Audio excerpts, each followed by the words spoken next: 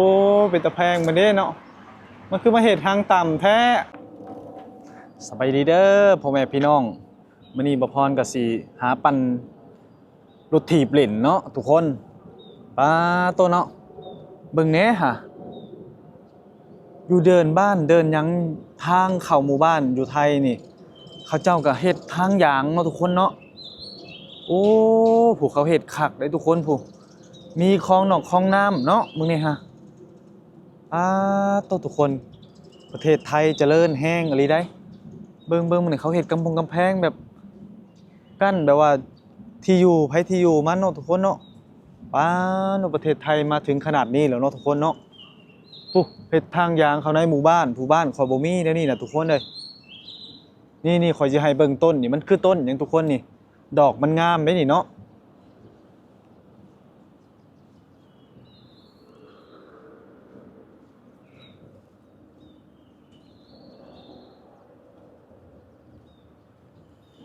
นี่ทุกคนมันคือต้นหยังนี่ฮะอย่าคือดอกแคเนาะแม่นบ่ดอกแคบ่นี่บ่แม่นดอกแคได้นี่เนาะทุกคนเนาะนี่ประเทศไทยเนาะเบิ่งแหน่หาบ้านเพิ่นก็ตกแต่งต้นหมอกต้นไม้โอ้งามอะลิทุกคนเอ้ยนี่อันนี้นะของใจต้นหยังนี่เนาะหมากอีหยังเนาะนี่เป็นดอกนี่คือดอกซากุระจีนนี่ล่ะบ่แม่นเนาะทุกคนเนาะมันดอกหยังอันนี้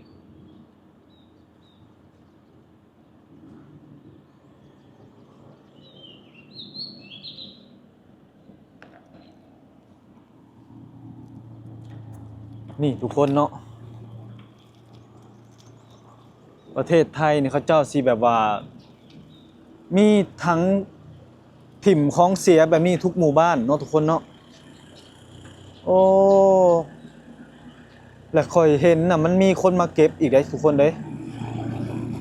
อยู่บ้านข่อยนี่มีแต่แบบว่าเก็บไผเก็บมันแล้วก็เอาไปเผาไผ่ถิ่มหน้าบ้านเนาะบ้านข่อยนี่ไผมักสะอาดกันกวาดเอาได้ทุกคนเด้ถ้าแบบว่าไผมักสะองสะอาดนี่ก็กวาดขี้เหยื่อแล้วก็มากวาดแล้วก็มาเผาหน้าหมู่บ้านเอาเนาะมาเผาไอ้นั่นหน้าเฮือนหน้าซ่านเฮานะเห็นเว้าภาษาบ้าน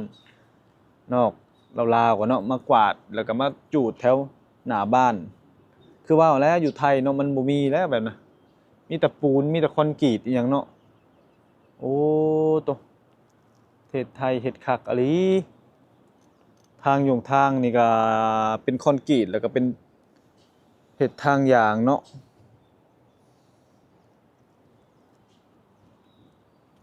คักขนาดทุกคนเอ้ยผู้เดี๋ยวข่อยสิเข้าเบิ่งเนาะข่อยสิถ่ายเบิ่งว่าทางนี่มันฮอดไสนี่งามแฮงอะลีประเทศไทยเนาะทุกคนโอ้นี่ข่อยเห็นหยังนี่เห็นหยังข้างหน้านี่มึงนี้ทุกคนโตเบิ่งแด่เนาะทางเข้าบ้านน้อยๆก็มีทางยางมีทางอันนี้โอ้สร้างเป็นเนาะทุกคนพระเจ้าคือเฮ็ดคักแท้ผู้อืมเบิ่งแหน่บ้านจะมันงามแท้นี่โอ้อยากได้เด้แบบนี้เนาะขนาดมีทางขยะมีทางหยังนำทุกคนเอ้ยคักขนาดเนาะนี่ทุกคนเนาะมันเป็นหัวหยังนี่หัวดับเพลิงบ่นี่เป็นหัวหยังนี่โอ้อยู่ไทยเขาเตรียมพร้อมเบิดเลยเนาะทุกคนเนาะเบิ่งแหน่นี่สำหรับภัยฟืนไหม้หยังนี่เนาะอยู่บ้านข่อยน่ะโอ้ยภัยไหม้ก็เผื่อรถดับเพลิงสิมาทุกคนเอ้ยเผื่อสิมาฮอดนี่ภัยไหม้เบิดเลยแต่อยู่ไทยเขาเตรียมพร้อมทุกอย่างเนาะระบบความปลอดภัยเขาสูงอยู่ประเทศไทยเนาะบ้านเมืองเพิ่นเจริญแล้วพู้มีฮอดโหน้ำดับเพลิงบ่นี่สำหรับภัยไหม้ภัยหยังบ่นี่แม่นบ่โหน้ำนี่ข้อยก็บ่ฮู้เนาะทุกคนเนาะน่าจะแม่นแหละข้อยว่ามึงนี่ทางเนาะเฮ็ดกำแพงเนาะมึงนี้เขาปลูกต้นหมอกต้นไม้โอ้มีหมอกม่วงมีหยังนำได้นี่โอ้ชอยข้าวหอมบ่พรเด้นี่โอ้เนาะทุกคนงามอะลีประเทศไทยมื้อนี้บ้านเรือนเนาะ อ้เห็นได้ซำนี้อยู่บ้านข่อยนี่ป๊าดโตบ่ให้เว้าเด้อทุกคนเด้โอ้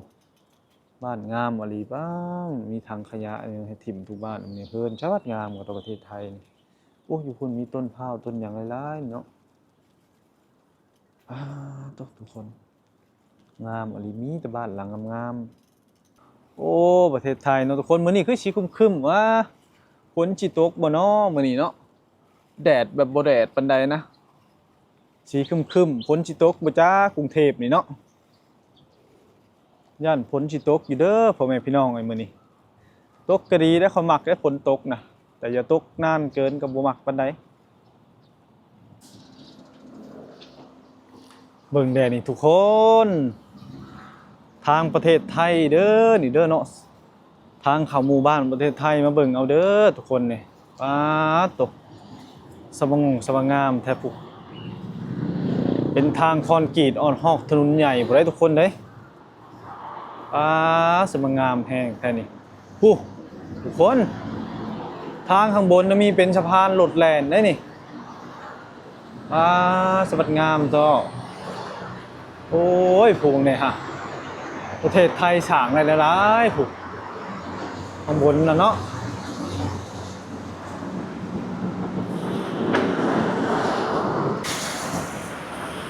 มึงเนี่ยทุกคนนี่ต้นดอกคูณนี่ค่อยมักแห้งอะไรเนาะเห็นแล้วมันเฮ็ดให้คิดฮอดสงกรานต์อยู่บ้านเฮานะสมัยก่อนตอนมาพรยังน้อยเนี่ยโอ้ไปแห่ดอกคูณเนาะทุกคนเอามาใส่ห่านผ้าตอนช่วงไอ้ใกล้สิฮอดงานบุญสงกรานต์เนาะบ่ฮู้ว่าอยู่ไทยนี่เขาเจ้ามีคือกันบ่เนาะแห่ดอกไม้มาใส่ห่านผ้าตอนช่วงสิเอาอย่างนะเขาเรียกเอาน้ำขมิ้นมาหดผ้าเนาะอยู่ลาวเขาเจ้าสิเฮ็ดกันแบบนั้นเนาะแต่ปัจจุบันนี่ก็มีแล้วแต่ก็บ่ค่อยหลายปานใดเนาะทุกคน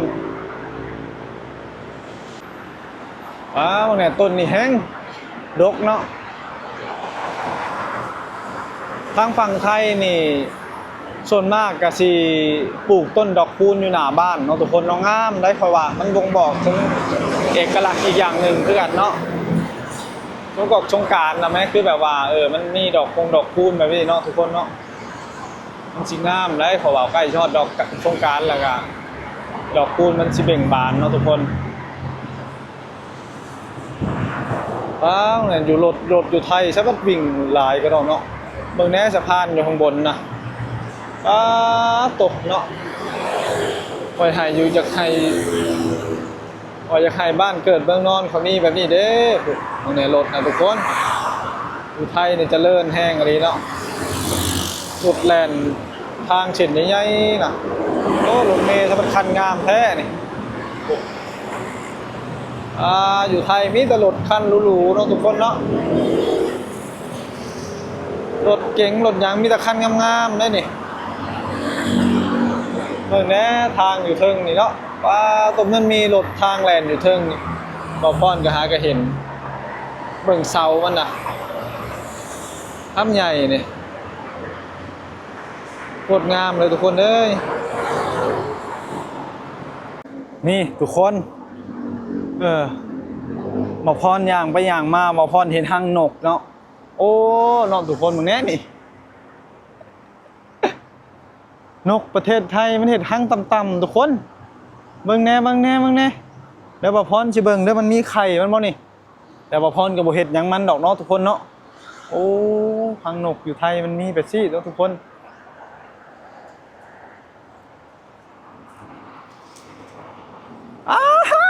ทุกคนมีลูกมันเดี๋ยวขอสิถ่ายให้เบิ่งเด้อเฮาก็บ่ได้เฮ็ดหยังมันดอกโอ้นี่ทุกคนนี่พรใช้เบิ่งเด้อนี่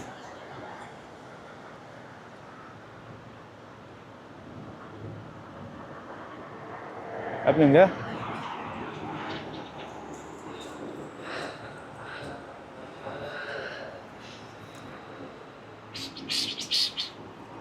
แม่มันหายเด้อทุกคนเด้ย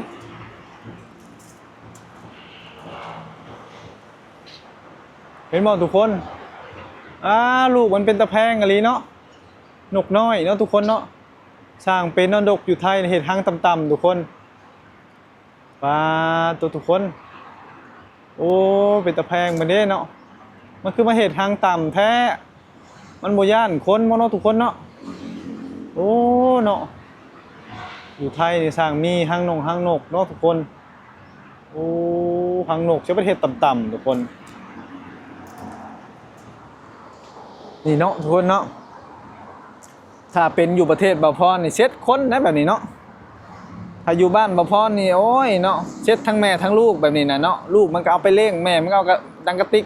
ยิงไปปิ้งกินเนาะทุกคนโอ้เนาะอันนี้บ่าวพรก็เว้าให้ฟังซื่อๆเด้อทุกคนเด้อบ่แม่นว่าสิเอานิสัยบ้านตัวเองมาเว้าเนาะก็เว้านั่นแหละแต่ว่าเว้าแบบว่าเว้าให้ฮู้ซื่อๆเนาะทุกคนเนาะบ่แม่นว่าสิโอ้บ่แม่นสิมาเฮ็ดเอานิสัยอยู่คนบ้านตัวเองมาเฮ็ดแบบนี้บ่แม่นเนาะทุกคนเนาะแค่เว้าให้ฟังว่าถ้าอยู่บ้านบ่าวพรนี่เอาลูกมันไปเลี้ยงแล้วก็เอาหนังกระติกเนี่ยเอายิงเอาแม่มันไปปิ้งกินเนาะบ่าวพรก็ว่าให้ฟังซื่อๆเด้อทุกคนเด้อบ่ว่ากันดอกเนาะโอ้มึงเนี่ยทุกคนนี่เนาะเฮ็ดต่ำๆทุกคนมันบ่ย่านเนาะนี่แถวนี้ก็มองคนดูดยาดูดหยังเนาะทุกคนเนาะมันก็มาเฮ็ดเนาะมันปลอดภัยเนาะนกอยู่ไทยมันบ่ย่านคนเพราะว่าเขาเรียกว่าอีหยังนะเพราะว่าคนบ่ทำร้ายมันเนาะทุกคนเนาะอยู่ไทยมันก็เลยแบบว่ามันเชื่อใจคนเนาะมันก็เลยมาเฮ็ดทางต่ำๆว่ามันฮู้ว่าคนนี่บ่ทำร้ายมันเนาะทุกคนโอ้เนาะเกิดมาบ่พรหาก็เคยเห็นทุกคนหั่งนกมาเฮ็ดอยู่ในหัวคนบนคนนั่งเล่น โอเคเนาะทุกคนคลิปนี้ก็จบเป็นเพียงเท่านี้เนาะขอบใจเด้อผู้ใดมาหับชมบ่พรเนาะฝากกดไลค์กดแชร์กดติดตามให้บ่พรเด้อขอบคุณหลายๆเด้อครับ